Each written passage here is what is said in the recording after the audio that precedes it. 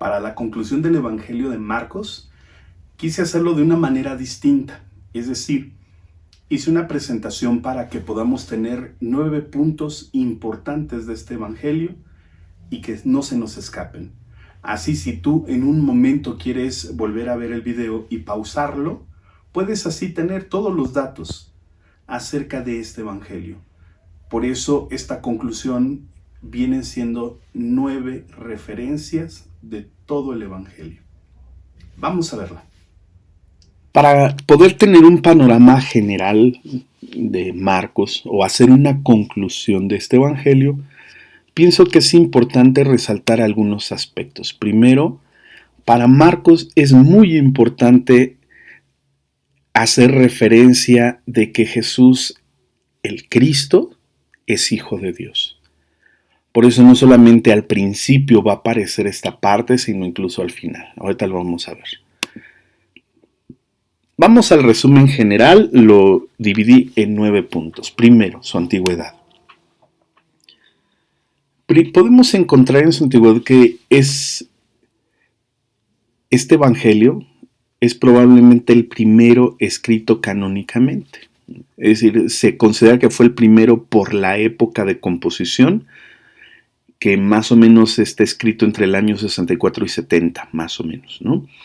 Sin embargo, por ejemplo, aunque en la Biblia podemos encontrar primero a Mateo, se piensa que en realidad el primero escrito fue Marcos. Se trata de una obra de un verdadero autor. Es decir, Marcos conoce a Pedro y a Pablo, por lo mismo él nos empieza a narrar aquellos acontecimientos vividos. Aunque él no estuvo ahí en el momento, él no lo narra como si hubiera estado precisamente porque se lo contó Pedro, ¿no? Por lo mismo es un verdadero autor y con un estilo muy sencillo, narra del Evangelio muy sencillo, de hecho es muy breve su Evangelio. Es una obra narrativa, por lo que exige leerse de forma continua para descubrir su trama. Y de una forma muy especial, como una nota, podemos entender que Marcos es un relato muy centrado en la persona de Jesús como Hijo de Dios. Y este es un dato muy importante en todo el Evangelio. De hecho, lo vamos a ver más adelante, cómo incluso el Evangelio termina haciendo esta misma referencia. Bien, vamos ahora sí, acá al número 2, ¿cuál es su composición? En datos generales podemos encontrar que se sostiene actualmente que el Evangelio según San Marcos se escribió en Roma, aunque se hace referencia también a Siria Palestina, mucho se hace referencia sobre Roma, ¿no? Su principal lugar en donde se escribió. Es escrito en una época cercana al martirio de San Pedro y San Pablo, entre el año 64-70, más o menos, y está escrito en un lenguaje común, ¿no? Llamado griego koiné. Koiné significa vulgar, es decir, del vulgo, del pueblo. Quiere decir que es un escrito que todo mundo puede entender, por lo mismo que es un lenguaje común, ¿no? Bien, ahora, en sus especificaciones de composición, Marcos presenta al Cristo viviente, muerto y resucitado. Presenta las narraciones de los hechos. Para Marcos es muy importante hacernos conocer que Jesús, que es el enviado por Dios, que es el Hijo de Dios, actúa como Hijo de Dios, por eso nos narra los hechos a través de milagros. Y por último, por ejemplo, en su composición podemos encontrar cómo Marcos escribe únicamente 16 capítulos. Es muy breve este Evangelio. Bien, en cuanto al autor, la tradición nos habla de que es Juan Marcos, compañero intérprete del apóstol Pedro, quien también acompañó en algún momento a Pablo en su primer viaje, o al menos así nos lo hace conocer Hechos 13, y ahí podemos encontrar precisamente esta narración, ¿no? De cómo Juan Marcos acompañó incluso también a San Pablo. Bien, también de Marcos se sabe que fue obispo de Alejandría, que muere como obispo de Alejandría, y posteriormente su cuerpo fue trasladado a Italia. En la catedral de Venecia, ahí están sus restos, ¿no? Bien. En cuanto al autor, es decir, en cuanto a Marcos, también una de las referencias más antiguas sobre su autenticidad de Marcos, nos la cuenta San Irineo de León. En uno de sus documentos más o menos es el año 200 después de Cristo. Bien, destinatarios. ¿Quiénes son los destinatarios? El dato principal nos hace referencia que es la comunidad a la cual está dirigida es una comunidad en la que la mayoría o gran número de ellos, de los cristianos, son paganos. Son gente que no es cercana a la religión, a la fe. Resalta incluso la confesión de fe de boca de un pagano al final del Evangelio, que es lo que les decía. Para Marcos es muy importante resaltar que Jesús es hijo de Dios. Por lo mismo, el centurión romano al final del Evangelio va a decir verdaderamente este hombre era hijo de Dios, ¿no? Es decir, esta profesión de fe sale de la boca de un pagano. Bien. También dentro de los destinatarios podemos encontrar que la comunidad de Marcos se encuentra en una situación de dificultades y persecución. Esto es algo muy importante. Son paganos que viven una situación difícil y persecución. Ahora, como nota, Marcos subraya que la proclamación del resucitado solo puede realizarse desde el seguimiento del crucificado. Por eso el que les habla que Jesús es el enviado les pide sigan al Maestro. Bien. En las tradiciones podemos encontrar, por ejemplo, que Marcos se encuentra en la necesidad de explicar ciertas costumbres o usos del judaísmo, precisamente porque te decía que los destinatarios son paganos, gente que está sufriendo, que ha vivido situaciones complicadas y como no es cercana a la fe, por lo mismo les tiene la necesidad de explicar costumbres o los usos y costumbres del judaísmo en un lenguaje sencillo y lo narra como un taumaturgo, es decir, nos va platicando como un cuento, ¿no? Ahora, el Evangelio de Marcos es muy colorido, abundante en narraciones y carente de discursos, con mucho movimiento y contando de una manera sencilla y calmada. Ahora, no habla de la ley y poco del cumplimiento de las profecías, porque resalta más a Jesús como el enviado, ¿no? Ahora, explica las costumbres de Palestina. Eso sí, lo podemos encontrar en el capítulo 7, versículos del 3 al 4, en el capítulo 24, versículo 12, en el capítulo 15, versículo 42. Bien, en cuanto a tradiciones. Ahora, ¿cuál es la visión de este evangelio? El origen del Evangelio de Marcos ayuda a entender su localización y destinatarios.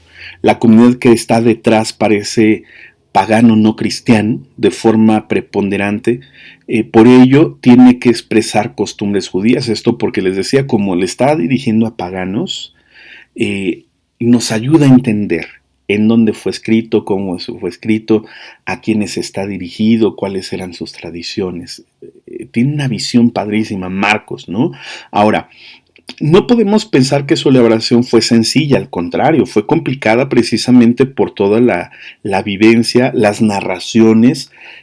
Por ejemplo, algunos hacen esta referencia que fue discípulo de Pedro, pero no es del único que recoge información. Incluso, por ejemplo, podemos aquí encontrar cómo recoge materiales de diversa procedencia, quizá recabado de forma oral, pero no solo de Pedro, ¿no? Ahora, su forma de estructura es narrativa, resaltando la divinidad de Jesús y los milagros de una forma sencilla. Indica que esta obra no ha nacido de golpe, tiene una estructura y fue pensado, aunque a veces se piensa que no tiene como tal una estructura general, ¿no?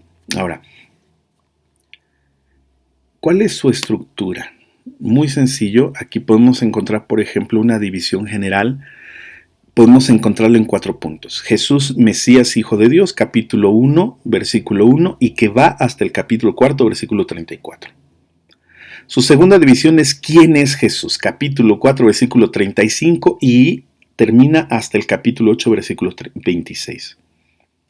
Esta tercera división nos habla sobre el camino a Jerusalén, cómo ya se va dirigiendo a su destino, que lo podemos encontrar desde el capítulo 8, versículo 27, hasta el capítulo 13, versículo 37. Y como número 4, en Jerusalén, ya la que es la pasión, muerte y resurrección, capítulo desde el 14 hasta el 16. Pero también se habla de una división general, es decir, nada más dividida en dos partes, y esta la podemos encontrar muy padre, porque la primera parte va desde el capítulo 1, versículo 1 hasta el capítulo 8:30, en el que hace referencia a Jesús es el Hijo de Dios. Y segunda parte, esta confesión desde el capítulo 8, versículo 31 hasta el 16, versículo 8, en el que también se hace esta referencia. Marcos 8:29, Jesús es el Mesías, y 15:39, verdaderamente este hombre era Hijo de Dios, ¿no? Esta es una visión muy general de la estructura. Ahora, vamos al siguiente, que son los milagros. En Marcos se relatan 4 exorcismos practicados por Jesús. Aquí vienen las referencias: la curación de un poseso en la sinagoga, un poseso de religión de los gerasenos, la hija de la mujer cananea, un niño poseído por un espíritu inmundo. Existen 8 relatos detallados de curaciones, por ejemplo, la suegra de Pedro, el leproso, el paralítico de Cafarnaún, el hombre de la mano tullida, la hemorroíz, etc.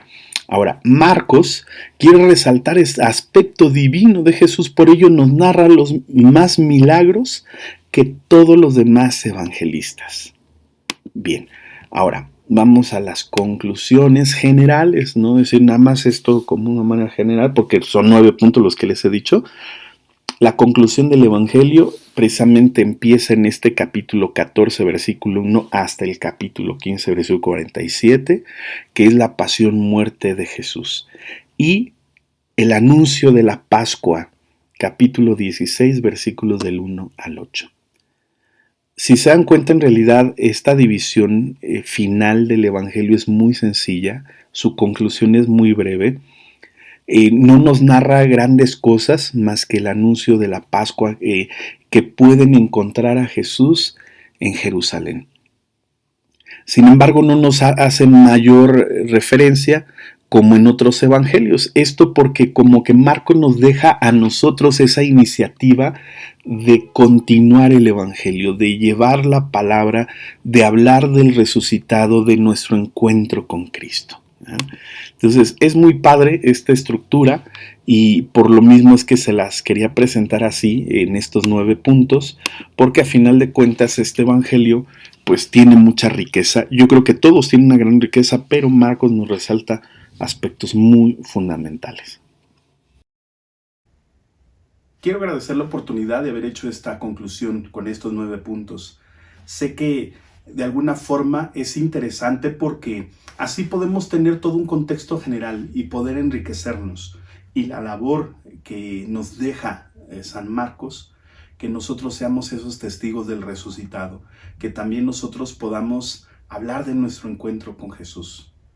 Vamos a pedirle mucho al Señor para que nosotros podamos tener esa visión de Marcos, de reconocer a Jesús como el Hijo de Dios. Pidámosle a nuestro Padre Celestial nos concede el don de su Espíritu, y así nosotros poder seguir edificando el reino que Jesús nos invita a edificar. Muchas gracias.